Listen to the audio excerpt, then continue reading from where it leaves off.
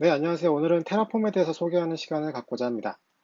테라폼을 이야기하기 앞서서 하시코프가 어떤 솔루션을 가지고 있는지 먼저 알아보고 시작하도록 하겠습니다. 사실 하시코프보다는 각 솔루션이 워낙 유명해서 테라폼 하면 알지, 근데 그게 하시코프 솔루션이야? 라는 반응이 많은데요. 자, 왼쪽 위부터 시작하겠습니다. 노마드, 여러 개의 머신을 클러스터로 묶어서 그 위에 애플리케이션을 실행시켜주는 도구입니다. 이미 쿠버네티스를 아시는 분들은 그것과 비슷한 거야 라고 하시면 더 쉽게 이해하실 수 있을 텐데요. 노마드는 보다 애플리케이션의 배포에 특화되어 있고 컨테이너뿐만 아니라 자바의 자르 파일이나 가상화 이미지를 실행시키는 QEMU 그리고 실행 파일을 실행하는 다양한 방식의 애플리케이션 실행 배포 방식을 지원합니다. 그 오른쪽에 컨설, 이제 우리는 단일 인프라가 아니라 클라우드에 온프레임을 오가는 멀티, 하이브리드, 클라우드와 엣지의 서비스를 묶어주는 네트워크 설계가 필요합니다. 컨설은 다양한 곳에 퍼져 있는 서비스를 검색하고 상태를 확인하고 이들 서비스가 필요로 하는 데이터를 저장하는 키밸류 스토어 역할도 같이 담당하고 있습니다. 그리고 오늘 이야기할 테라폼. 테라폼이 인프라를 구축, 변경, 버전 관리를 하기 위한 도구로서 코드로 인프라를 관리할 수 있게 합니다. 코드가 곧 인프라가 되고 인프라는 곧 코드로 설명할 수 있어야 하는 것이죠. 다음은 볼트. 직역하면 금고인데 딱 그 역할을 합니다. 공개되면 안 되는 것들, 예를 들어서 API 키, 시크릿 정보, 인증서 같은 모든 시크릿 정보를 관리하고 액세스 제어를 해주고 사용에 대한 로그 기록을 하는 역할을 담당하고 있습니다. 패커. 패커는 말 그대로 뭔가를 패키징하는 솔루션입니다. 버추얼박스, VM웨어, 레드햇의 버추얼라이제이션, 하이퍼V 같은 곳에 사용할 VM 이미지부터 시작해서 AWS나 Azure, GCP, 네이버 클라우드, 오라클 클라우드 환경에서 사용할 VM 이미지도 생성을 합니다. 그리고 컨테이너 패키징도 할 수 있는 단일 패킹 솔루션입니다. 마지막으로는 베이그런트. 버추얼박스나 VM웨어, 하이퍼V 같은 혹은 도커 런타임에 앞서서 패커로 만든 VM 이미지나 컨테이너 이미지를 실행할 수 있는 가상 환경을 구성하고 관리하는 역할을 합니다. 앞서 설명드린 모든 솔루션은 단일 실행 파일로 되어 있어서 간단하고 쉽게 구성 가능합니다. 그리고 테라폼, 볼트, 컨설, 노마드의 경우에는 기업 환경에서 사용할 수 있는 기능을 추가해서 엔터프라이즈 버전이 존재합니다. 그럼 본격적으로 테라폼에 대해서 설명하겠습니다. 네, 먼저 프로비저닝과 관련해서 알아보고자 합니다. 보통 저희가 프로비저닝에 대한 단계를 설명할 때 데이 0, 데이 1, 그리고 데이 2 이런 식으로 제가 표현을 하죠. 그래서 데이 0에는 요구사항을 분석하고 실제 우리가 어떤 아키텍처를 설계할지 그리고 트레이닝 하는 과정을 거치게 됩니다. 그리고 데이 1이 되면 드디어 설계된 아키텍처를 구현을 하죠. 그래서 인프라나 네트워크 서비스 같은 구성들을 실제 구현을 하는 단계를 데이 1이라고 얘기를 합니다. 그 데이 2가 되면 이제 데이 1에서 구성된 요소들을 이제 유지보수하고 관리하고 뭔가 새로운 요청이 있으면 뭔가 새로 추가를 한다거나 새로운 아키텍처를 구상하는 이런 반복적인 작업을 하는 것을 데이 2라고 보통 얘기를 합니다. 데이 0, 1, 2에 대한 주제는 다음에 한번 다 자세히 다뤄보도록 하고요. 우선은 프로비저닝 할 준비가 끝났다고 가정을 하고 그래서 데이 1에 드디어 인프라를 구성을 한다고 가정하겠습니다. 그러면 저희가 VPC 같은 것도 만들고요. VM도 찍어내고 시큐리티 그룹 같은 것도 이렇게 만들어 놓고 서비스를 해야 되니까 LB 같은 것도 이렇게 구성을 할 수 있겠죠. 그래서 이렇게 데이 1을 통해서 이런 인프라 구성 요소를 완료하고 이런 모습을 이제 계속 발전시켜 나가야겠죠.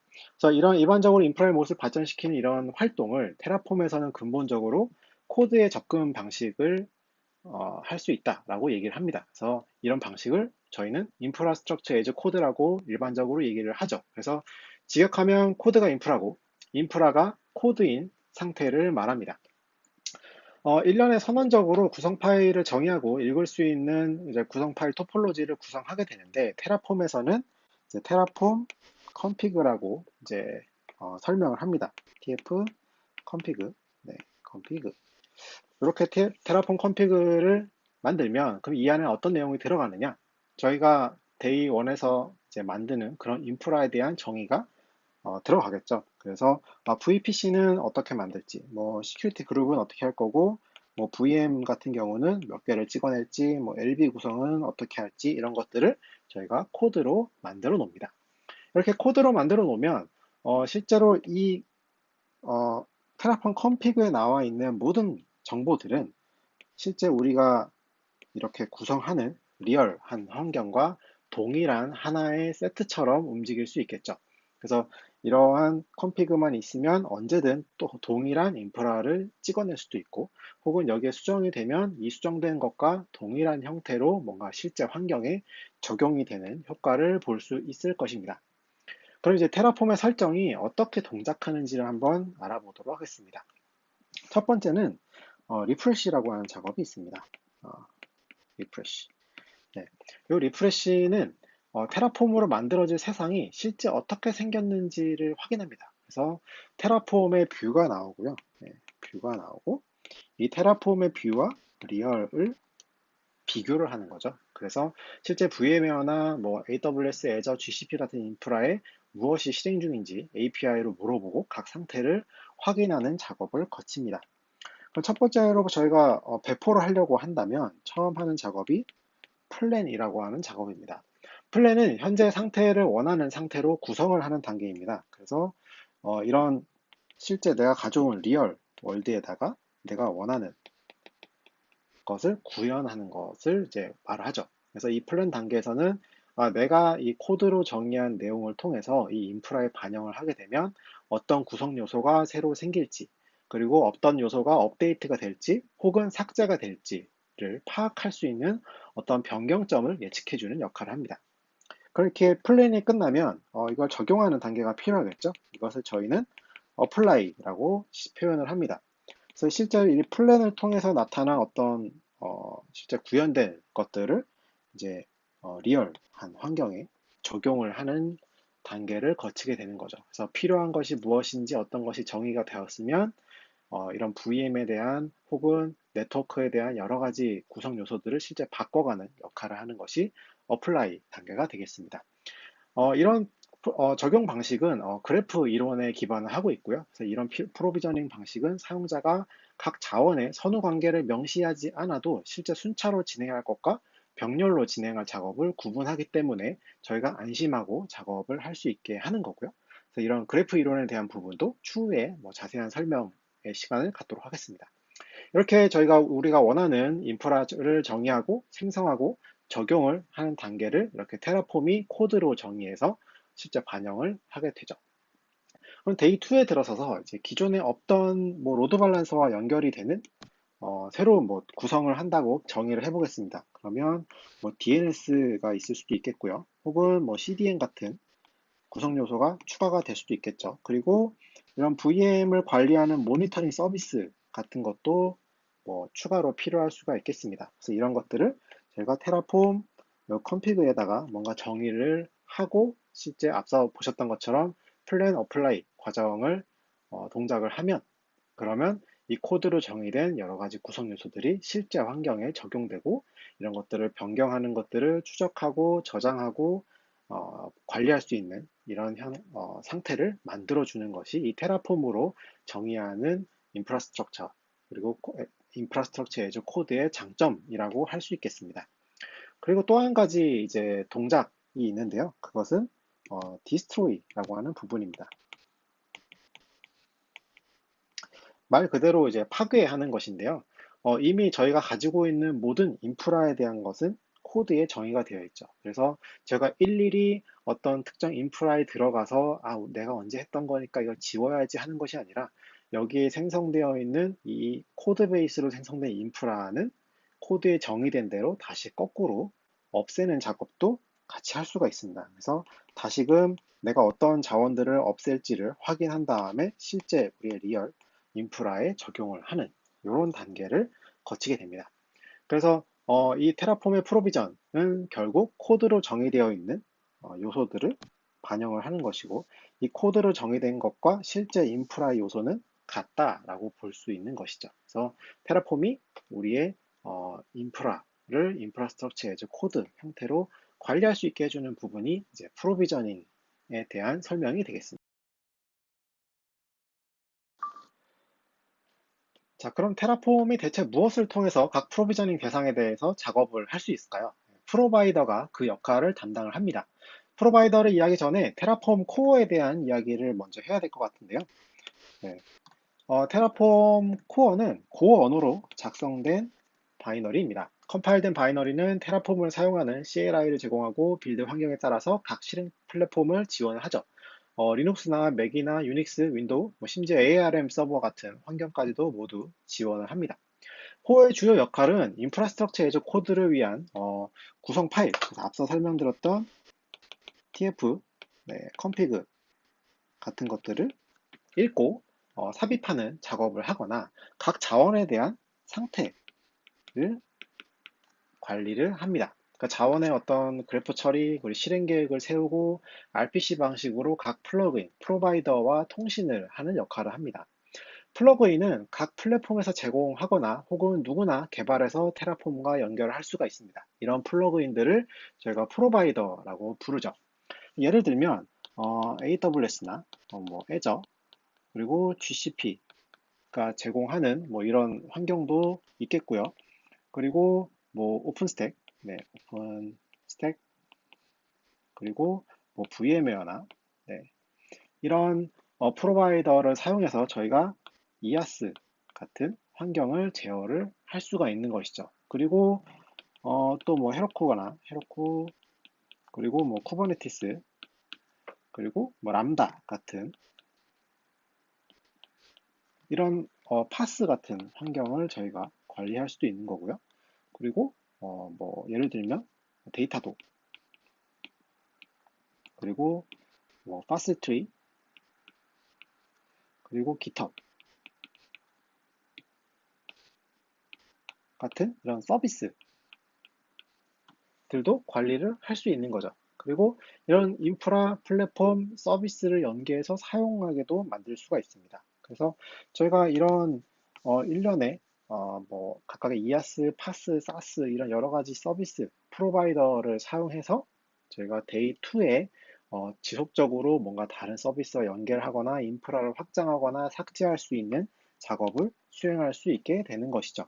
그래서 앞서 뭐 하나 예를 들었지만 뭐 VM도 있고 뭐 VPC도 있고 시큐리티 그룹도 있고 뭐 LB도 있다라고 저희가 가정을 했을 때 저희가 새로운 뭔가 니즈가 생겼습니다. 그래서 컨테이너를 운영해야 되는 환경이 만들어졌고 예를 들어 저희가 쿠버네티스 같은 환경이 추가가 됐다라고 가정을 할 수 있죠. 그럼 이 쿠버네티스에서 새로운 파드를 띄워서 뭔가 서비스를 하게 되고 이런 서비스와 또 연계가 되는 외부의 서비스, 뭐 예를 들면 뭐 DNS 같은 이런 서비스, 혹은 뭐 CDN, 혹은 여기 모니터링을 하기 위한 뭐 데이터도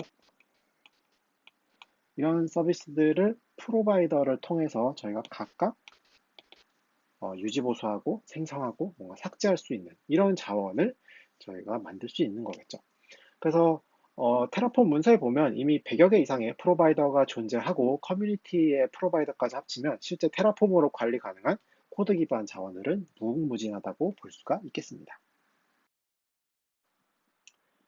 이제 워크플로우 얘기를 해볼까 합니다. 일단 시작은 개인으로부터 이렇게 시작을 합니다. 다들 뭐 테라폼이 뭐야? 라고 이제 시작해보고 괜찮은데? 하면서 이제 쓰는 그 단계가 개인이 쿵짝쿵짝 하는 단계겠죠.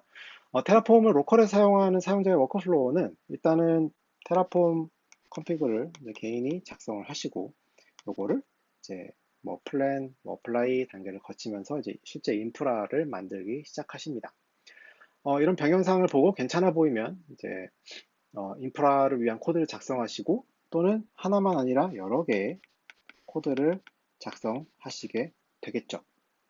이제 다른 팀원을 추가합니다. 이제 함께 인프라를 잘 관리하기 위해 협력해야 되는 거죠. 그래서 우리는 인프라 작업이 일관되게 변화하는 것을 기대를 합니다. 그래서 개인이 이제 혼자 하다가 새로운 사용자가 추가가 돼서 각 사용자가 이런 코드들을 관리하게 됩니다. 하지만 이런 코드들이 이렇게 다 자신의 로컬에서 실행이 되기 때문에 이런 인프라의 어떤 프로비저닝 되는 여러 것들이 이렇게 겹치게 되는 상황도 발생할 수 있겠죠. 자, 이런 상황을 우리 개발하시는 분들은 먼저 겪어보셨겠죠. 그래서 이런 코드의 중복 혹은 코드의 무결성을 유지하기 위해서 우리는 버전 컨트롤 시스템을 씁니다. 예를 들면 Git 기반의 시스템을 쓰실 수 있겠죠. 자, 그러면 자, 이제 우리 사용자가 이제 코드를 생성을 하고 이 코드를 Git 저장소에 저장을 합니다. 이런 식으로 이제 관리를 하게 되면 여기서 이제 새로운 어떤 작업을 할 때 사용자는 서로 겹치지 않게끔 뭔가 이 코드들을 관리하실 수가 있겠죠. 테라폼 엔터프라이즈는 바로 이런 깃을 지원을 해서 뭔가 협업을 해서 이런 인프라를 프로비저닝 할 수 있는 공간, 이런 로직을 지원을 합니다. 테라폼 엔터프라이즈에서는 모든 작업은 이런 VCS, 깃을 기반으로 한 GitHub, GitLab, 빅버킷 같은 이런 VCS를 활용해서 중앙에서 상태 관리를 합니다. 이런 상태를 이제 로컬이 아닌, 더 이상 로컬이 아닌 이런 서버에서 관리를 하게 되는 것이고요. 기업 환경에서 요구되는 게 또 무엇이 있을까요? 아마도 정책이 필요할 텐데요. 기존에는 원래 플랜을 세우고 이 플랜이 바로 어플라이 단계를 거치게 돼서 뭔가 반영이 되죠. 그래서 이 중간에 뭔가 조건을 주거나 제약 조건을 줘서 이제 정책을 적용해서 예를 들면 우리는 뭔가 태깅을 무조건 해야 돼. 혹은 우리는 어떤 에이지에 뭔가 배포를 해야 돼 라고 하는 요구사항이 생길 수 있겠습니다. 그래서 이런 테라폼 엔터프라이즈에서는 기본적으로 이제 센티널이라고 하는 정책 기반의 어플라이를 할 수 있도록 지원을 하고 있습니다. 그래서 사용자가 플랜을 세우고 이제 플랜을 실제 이제 엔터프라이즈 테라폼 엔터프라이즈 상에서 돌리게 되면 이제 센티널이라고 하는 이 부분이 이제 정책을 관리할 수 있는 부분이 생기죠. 그래서 이 정책을 통과해야만, 그래서 태깅이 적용돼 있어야만, 혹은 특정 리전이라고 명시가 되어 있어야만 실제 어플라이를 할 수 있도록 하는 이런 정책도 센티널에서 제공을 합니다. 자, 이렇게 뭔가 협업을 할 때, 또 인프라를 구성할 때는 변수 같은 것도 많이 필요하시겠죠. 그래서 보통 로컬에서 작업을 하시게 되면 이 변수를 로컬에 저장하고, 심지어 퍼블릭 클라우드의 어떤 시크릿 키 같은 것도 로컬에다가 뭔가 저장을 하고 작업을 하시게 되죠. 하지만 이제 공용 이런 기업 환경에서 협업을 하기 시작하면 이런 굉장히 민감한 정보 혹은 공통된 변수들을 중앙에서 관리할 수 있어야 되겠습니다.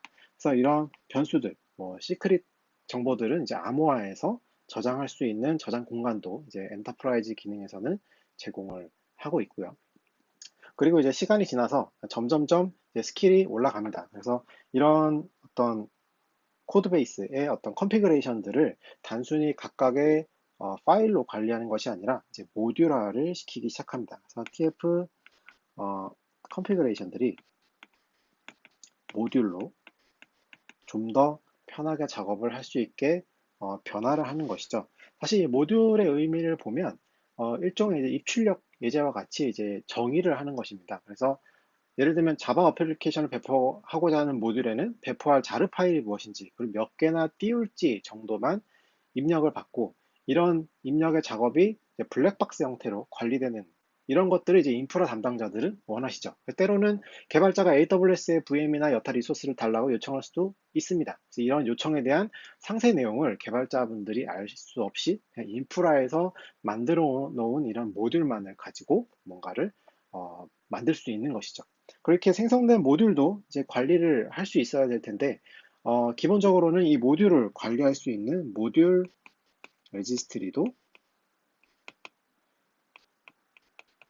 이제 엔터프라이즈 기능에서는 이제 제공을 하는 것이죠. 그래서 테라폼만으로도 정말 좋은데 엔터프라이즈는 왜 필요한가, 왜 사용하는가에 대한 답은 이런 협업과 정책, 그리고 관리되는 어떤 스태틱한 변수들과 해당 조직이나 기업을 위한 모듈을 관리할 수 있도록 만들어준다는 점이겠습니다.